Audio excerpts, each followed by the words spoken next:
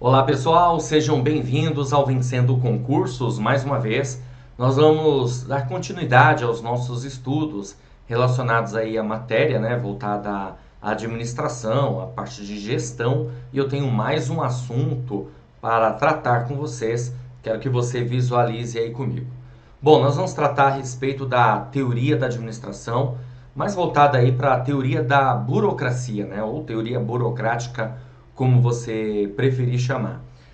Bom, é o seguinte, a teoria da burocracia ou teoria burocrática, ela tem, claro, evidentemente, aí um representante, que no caso é o senhor Max Weber. Aliás, são muitos os representantes, né? Mas sempre tem aquele que se destaca. Então, no caso aqui, é o alemão chamado Max Weber. E é bem interessante, pessoal, a gente entender o significado da palavra burocracia.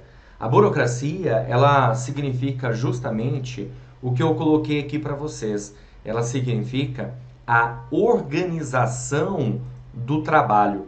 Isso demonstra e nos mostra, né, que muitas vezes nós entendemos burocracia no nosso dia a dia como algo que é lento, demorado, não é verdade? Papelada, dificuldades e assim por diante. Mas isso, na verdade, todas essas coisas que eu acabei de citar aqui para você, são disfunções da burocracia, certo? Beleza? Porque, a bem da verdade, a burocracia, a ideia dela é organização. E o senhor Max Weber, a qual eu já citei para vocês, ele trata de certas características que ele considera ideais para a burocracia. Vamos lá, vamos visualizar isso aí para você entender cada uma delas. Olha só, nós temos aqui como característica do tipo ideal de burocracia, de acordo com Max Weber, a formalização. E o que significa aqui, pessoal, a formalização? É trabalhar com regras, procedimentos, certo? Disciplina, regulamentos, leis. Aliás, podemos entender que por conta da formalização, que Weber dizia, obviamente passamos a ter um princípio aí chamado o princípio da legalidade. Ou seja, tudo tem que estar numa lei, em procedimentos adequados, corretos, para que haja, na verdade, o quê? Um padrão. E se você parar para pensar, é bem isso mesmo, né, pessoal? Na verdade, o que nós podemos observar dentro das regras da burocracia é a ideia do procedimento. Aliás, a burocracia tem foco nos processos ou foco nos procedimentos, como você preferir. Até vou marcar aqui, ó, para você guardar. Então, foco da burocracia está nos processos. Agora, é claro, o que significam aí processos, né? Qual o significado de processo? Processo é um conjunto de ações, conjunto de atividades, uma sequência, etapas, para que a gente consiga aí alcançar o objetivo, né? Evidentemente que temos como resultado aí satisfatório. Agora, o que aconteceu depois, né, que a burocracia foi implementada, principalmente na administração pública?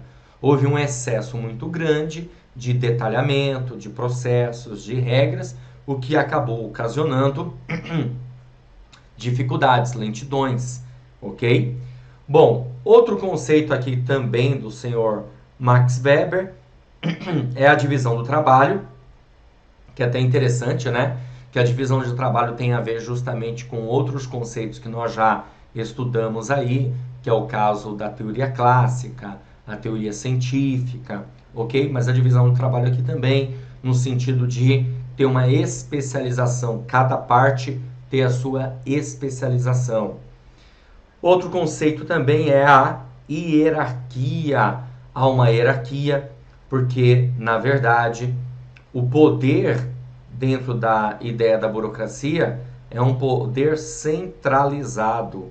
Então, há uma centralização do poder, certo? Então, quem, claro, está no topo é que tem aí o poder. Então, há uma hierarquia, uma cadeia escalar. impessoalidade. Isso aqui é bem interessante, né? Porque a impessoalidade é o seguinte: se existem regras, essas regras são válidas para todos. Consequentemente, justamente esse conceito, essa ideia, né, que a gente consegue observar de ser impessoal, tá bom? As regras precisam ser válidas para todos e todos, na verdade, precisam respeitar essas regras. É impessoal. Aliás, isso é o pilar, é um dos pilares da burocracia de Max Weber. Outro conceito aqui é a profissionalização, tá vendo? Ó? Profissionalização, que tem a ver com o quê? Com a meritocracia, o merecimento. Meritocracia. E por fim, a competência técnica, ou seja, a capacitação.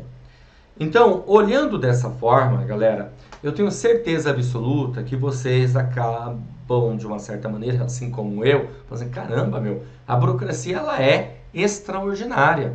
Se ela é extraordinária dessa forma, por que simplesmente nós alteramos a maneira de pensar e agir? Bom, na minha opinião, faz parte primeiro de uma transformação, de uma evolução. Outra coisa também que o sistema hoje implantado X, ele pode ser ótimo, trazer benefícios agora, hoje, para esse momento, porque vai depender de ambientes, vai depender do tamanho da organização, vai depender do tamanho da instituição, uma série de situações que acabam, evidentemente, fazendo com que aquele sistema tenha, na verdade, sucesso. E, consequentemente, ao longo do tempo, aquilo que era benéfico já deixa de ser benéfico e aí precisa passar por um processo de transformação. Faz parte. Aqui no Brasil, a burocracia ela foi instalada no governo de Getúlio Vargas, por volta de 1936, e mais propriamente dito aí em 1938, quando criaram um departamento chamado DASP, Departamento Administrativo do Serviço Público. Então esse DASP, esse Departamento Administrativo do Serviço Público, tinha como foco justamente os processos e ter essa organização do trabalho.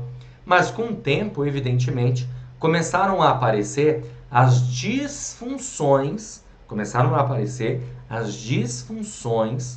da burocracia e, consequentemente, isso teve que ser alterado. Tudo bem? E aí, em 1995, no governo de Fernando Henrique Cardoso, foi implantado aí uma nova gestão que passou a ser conhecida aí como nova gestão pública ou administração pública gerencial, tá? Essa administração pública gerencial foi implantada em 1995 e, na verdade, foi por uma espécie de benchmarking. O que é o benchmarking, né? É você comparar resultados e se apropriar das melhores estratégias, das melhores práticas. E na época, quem tinha as melhores práticas? Primeiro, o governo aí da Inglaterra, que a partir no finalzinho da década de 70 e começo da década de 80, implantou a administração pública gerencial. E depois, os Estados Unidos, na década de 80. O que o governo, claro, fez? Fez uma grande reforma administrativa e implantou a nova gestão pública em meados da década de 90, que deu muito certo. Consequentemente, depois de um período, é preciso fazer novas alterações, novas transformações, para que as coisas continuem andando bem, faz parte. Porque o sistema, na verdade, o que acontece com ele? O sistema, ele envelhece, ele entra em entropia. Sabe o que significa isso? Entropia é justamente a ideia do envelhecimento. E aí nós precisamos fazer uma entropia negativa, que é você ter um rejuvenescimento, uma renovação nesse sentido, tá bom? Aproveitando-se, evidentemente, de boas práticas anteriores. É o caso da burocracia. Hoje nós não temos no Brasil a burocracia implantada, nós chamamos de pós-burocracia. Porém, os pilares da burocracia continuam sendo válidos. Quero que até que você visualize aí comigo para entender melhor o que eu acabei de dizer. Olha só, então nós temos aqui, ó, a formalização, a divisão do trabalho, a hierarquia, a impessoalidade, o profissionalismo, né? E a competência técnica. Posso dizer o seguinte, que a formalização, que é a ideia da legalidade, que é preciso ter regras, e vamos ser sinceros, em todos os lugares é preciso regras. Na sua casa tem regras, numa empresa vai ter regras, né? Também a impessoalidade, porque se existem regras, essas regras precisam ser válidas para todos. E a profissionalização. Esses são os pilares da burocracia. Mas os outros também são interessantes. Mas existem, claro, algumas diferenças. Por exemplo, hoje fala-se em descentralização e não centralização, como foi pregado aí na época, né, da burocracia. Centralização, a tomada de decisão está no topo. Hoje fala-se em descentralização, que é dar mais autonomia para os níveis inferiores. Só que vale lembrar que quanto maior for a autonomia, maior será também a responsabilidade, ok? Vamos lá, vamos dar continuidade, que eu quero mostrar aqui para vocês as vantagens da burocracia. Vamos lá. As vantagens da burocracia você pode observar, como fonte aqui, eu coloquei o grande mestre Hidalberto Chiavenato no seu livro em 2003, na página 26, que trata das vantagens da burocracia, certo? Então, como vantagem da burocracia, nós temos a racionalidade para alcançar os objetivos. Então, veja que interessante, né? A burocracia ela não trata do lado emocional, ela trata do lado racional, do lado do pensar, racional significa isso, tá? Do lado do pensar estratégico. Ou seja, né, eu não posso tomar uma decisão me baseando pelo meu fígado, né? Certo? Eu tenho que tomar uma decisão no pensar estratégico. Outra vantagem aqui, a precisão na definição do cargo e conhecimento dos deveres. Ou seja, cada um sabe o que deve fazer. A rapidez nas decisões. Por quê? Porque cada um conhece os trâmites. Justamente porque esses trâmites, pessoal, eles estão prescritos. Aqui, ó, uniformidade de resposta, porque está prescrita na norma. Aliás, a burocracia, ela parte do pressuposto do racional legal. Está na norma, está prescrita. Tá, ó, racional legal. Outra situação aqui também da burocracia, uniformidade de rotinas e procedimentos, favorecendo a padronização, a redução de custos e erros, pois as rotinas são definidas por escrito. A continuidade da organização na substituição de pessoas, ou seja, as pessoas vão embora, mas a organização continua, né? A redução de atrito entre as pessoas, porque todos conhecem os limites da responsabilidade e o que é exigido da função. A confiabilidade, pois as decisões são previsíveis e impessoais, porque seguem as normas. E os benefícios para os funcionários, pois são motivados a seguir carreira na organização. Então, como você observou aqui comigo, essas são as vantagens da burocracia. Como você deve ter percebido, são vantagens bem interessantes. Agora veja, nem tudo são flores. Logo, nós passamos a ter algumas disfunções depois que a burocracia foi implantada, executada. E é normal isso acontecer, tá? Começam a aparecer as disfunções, como é o caso, por exemplo, certo? Da ideia de você ter aí, na verdade, uma demora, uma lentidão, muita papelada, regras excessivas, e isso acaba atrapalhando, certo? O sistema ainda é fechado, não tem uma interação como deveria. Então, tudo isso acaba, evidentemente, trazendo certos problemas para a burocracia, para esse tipo de gestão, ok? Bom, galera, legal, vamos dar continuidade, porque agora eu quero aproveitar e resolver algumas questões aqui com você, para que você possa observar comigo como que o tema pode ser abordado numa prova de concurso.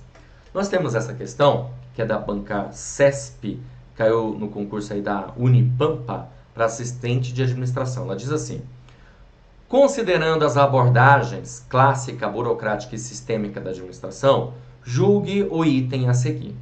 De acordo com a abordagem burocrática proposta por Max Weber, as principais características do tipo ideal de burocracia são a formalidade, a impessoalidade e o profissionalismo.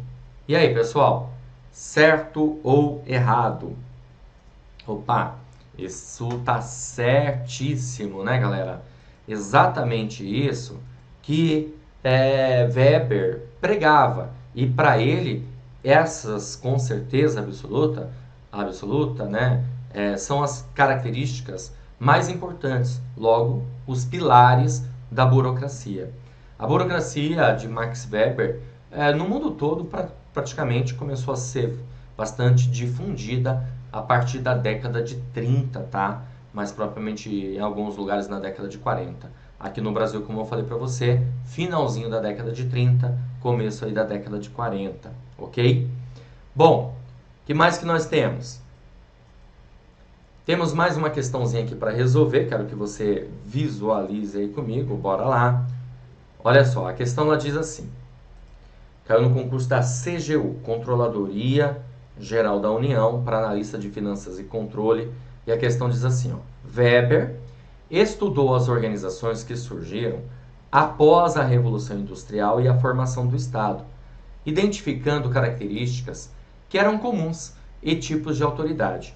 Indique a opção que apresenta corretamente características do tipo ideal de burocracia de Weber.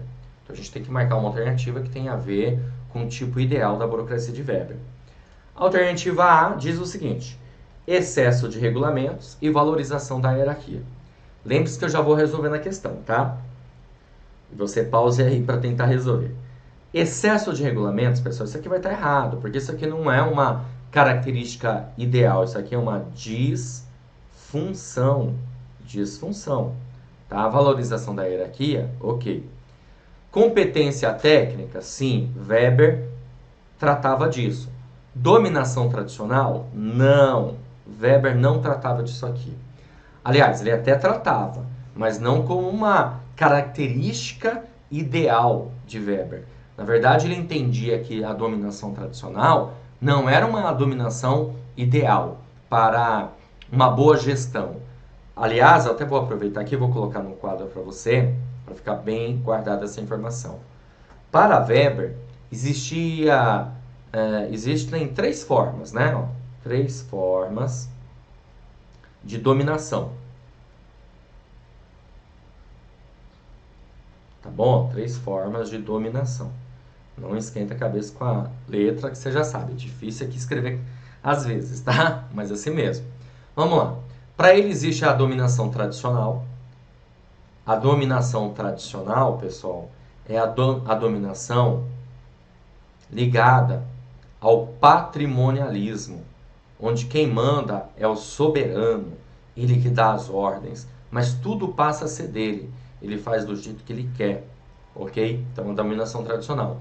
Para Weber, essa dominação tradicional não é a correta. Aí nós temos também a dominação carismática. O que é a dominação carismática? A dominação carismática é aquela dominação em que a pessoa, na verdade, ela não foi colocada lá, ou nem herdou, na verdade, ela adquiriu liderança, né? Só que para, eu vou colocar aqui aquisição, tá? Adquiriu, aquisição.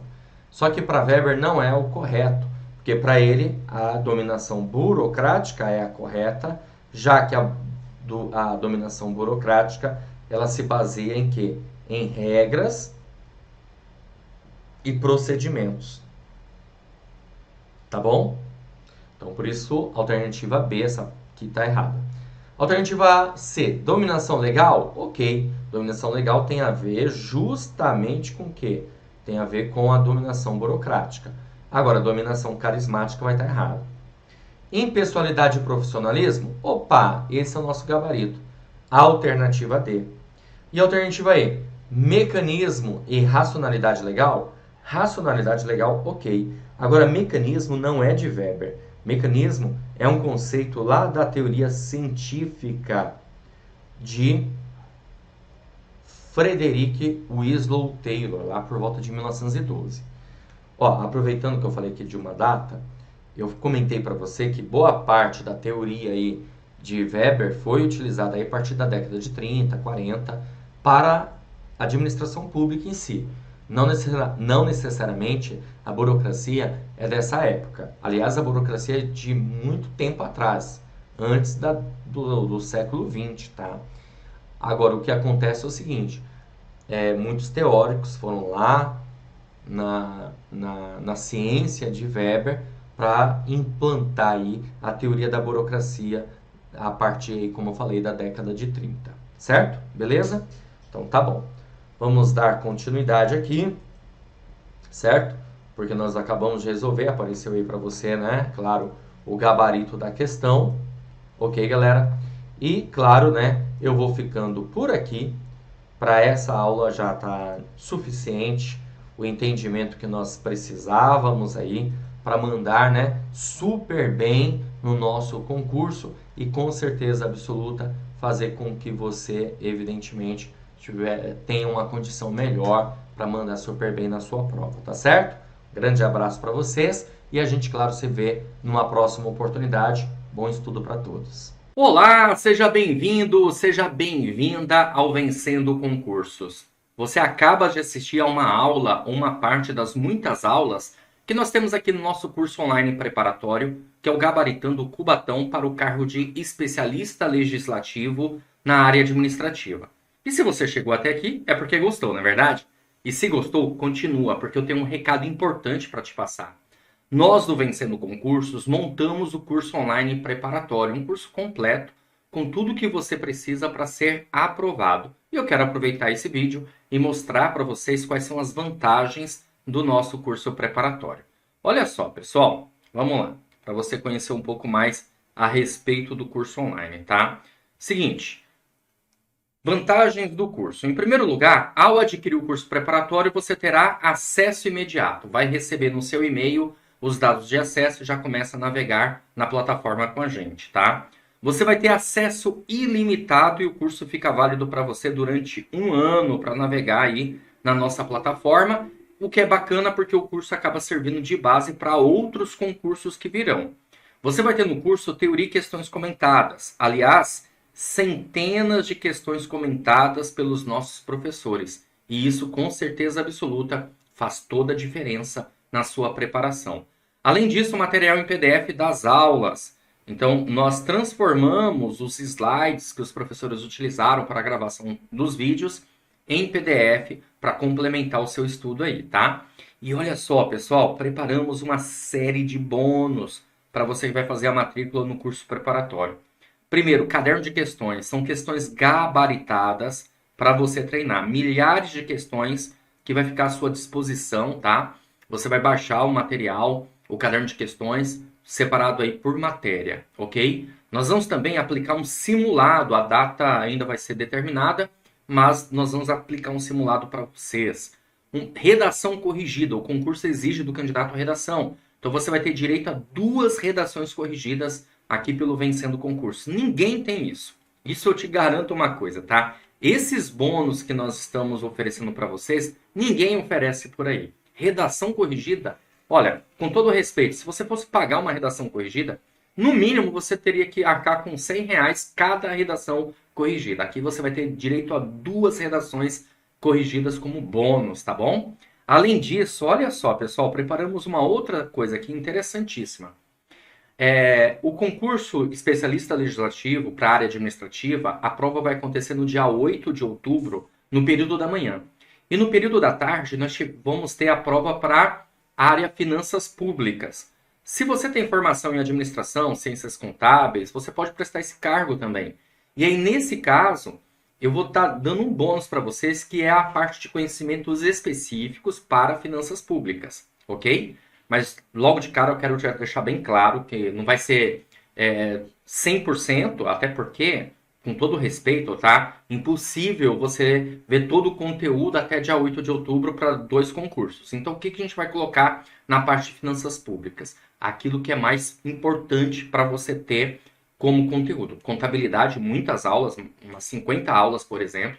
Orçamento público, Lei Geral de Proteção de Dados, Lei de Acesso à Informação, Lei de Responsabilidade Fiscal, são os tópicos que terão aí na parte de conhecimentos específicos de finanças públicas, ok? Que já é bastante coisa. Então, basicamente, você vai ter 2 cursos em um, porque lembrando que a parte de conhecimentos gerais é igual para os 2 cargos, certo? Agora, olha só o valor do curso preparatório, valor de lançamento, hein? De R$ 697 por apenas R$ 397 ou 12 vezes de R$ 39,65. Agora me diz uma coisa, o que você compra com R$ 39,65, hein? Me diz. Você não consegue comprar nenhuma pizza hoje em dia. Então, se você economizar um pouquinho por mês, você adquire o curso online preparatório completo, gabaritando o Cubatão. Tá certo? Beleza?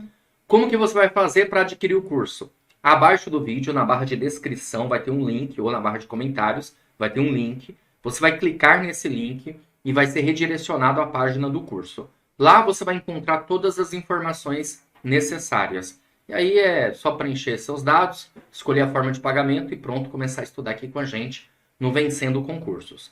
Mas se você tiver alguma dúvida, lá na página do curso tem um chat online. É só você mandar sua dúvida na hora, o pessoal já te responde lá diretamente na página mesmo, tá? Chama alguém lá, o consultor vai te atender e o pessoal vai sanar suas dúvidas. Fechou? Maravilha? Ou você pode também chamar na central de atendimento WhatsApp, tá aí o número 11 97 465 6052. É isso, vou ficando por aqui. Um grande abraço para vocês. Aguardo vocês dentro da plataforma, hein? Já clica aí no link abaixo, já faz a sua matrícula e inicie imediatamente os seus estudos. Valeu, grande abraço e até mais.